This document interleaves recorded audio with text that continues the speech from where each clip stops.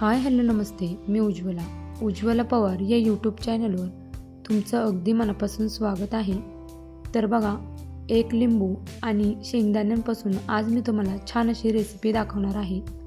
अगदी 2च साहित्यामध्ये आणि झटपट होणारी रेसिपी आहे, त्यामुळे व्हिडिओ शेवटपर्यंत नक्कीच पहा। तुमच्या तोंडाला चव नसेल त्यावेळेस तुम्ही ही रेसिपी नक्कीच करू शकता। तर बघा, अगदी कमी साहित्य आहे, त्यामुळे ही रेसिपी पाहता क्षणी तुम्ही करायला घ्याल इतकी सोपी आणि झटपट होणारी रेसिपी आहे। तर त्यासाठी बघा, इथे मी कच्चे शेंगदाणे घेतले आहेत आणि एक लिंबू घेतला आहे। त्यानंतर बघा इथे गॅसवरती कढई ठेवली आहे। आता कढईमध्ये आपल्याला तेल घालून घ्यायचं आहे। शेंगदाणे तळता येईल इतपत तेल आपल्याला कढईमध्ये घालायचं आहे। त्यानंतर बघा, तेल गरम झालं की यामध्ये आपल्याला शेंगदाणे घालायचे आहेत। आता गॅस खूप जास्त फास्ट ठेवू नका, नाहीतर मग हे शेंगदाणे जे आहेत ना ते जळून जातील। तर बघा, मीडियम गॅसवरती आपल्याला हे शेंगदाणे छान असे खरपूस होईपर्यंत तळून घ्यायचे आहेत। तोपर्यंत चॅनलवर नवीन असाल तर प्लीज एक लाईक एक सबस्क्राईब नक्कीच करा। नवीन यूट्यूबरसाठी तुमचं एक लाईक एक सबस्क्राईब खरंच खूप लाख मोलाचं असतं। तर बघा, अगदी मीडियम गॅसवरती आपल्याला हे शेंगदाणे तळून घ्यायचे आहेत। खूप जास्त गोल्डन होतपर्यंत हे आपल्याला तळायचे नाही आहेत, नाहीतर मग ते करपू शकतात आणि मग कडवट लागतात।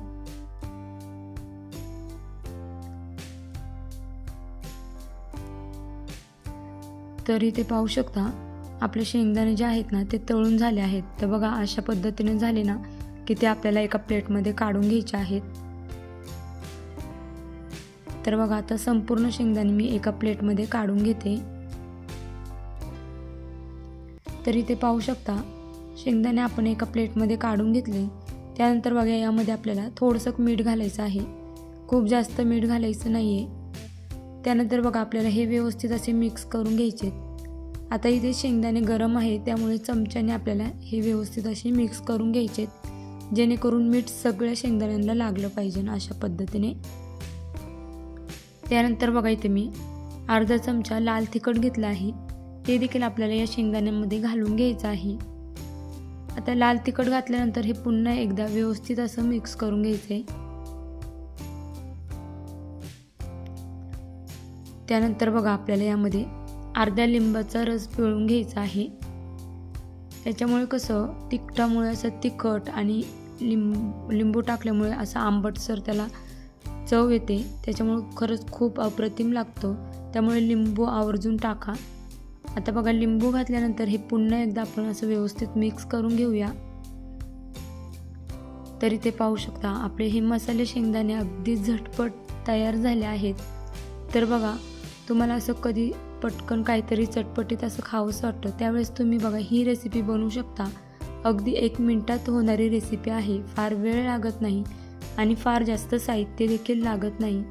त्यामुळे नक्कीच तुम्ही सुद्धा ही रेसिपी बनवून पहा आणि तुम्हाला माझी आजची रेसिपी कशी वाटली हे देखील मला कमेंट करून नक्कीच सांगा। त्याचबरोबर चॅनलवर नवीन असाल तर प्लीज एक लाईक एक सबस्क्राईब नक्कीच करा। नवीन यूट्यूबरसाठी तुमचं एक लाईक एक सबस्क्राईब खरंच खूप लाख मोलाचं असतं। त्याचबरोबर तुम्ही माझे व्हिडिओ कुठून पाहताय हे देखील कमेंट करून सांगायला विसरू नका। तर भेटूया उद्या एक अशाच नवीन रेसिपीसोबत। तोपर्यंत सर्वांनी काळजी घ्या। बाय।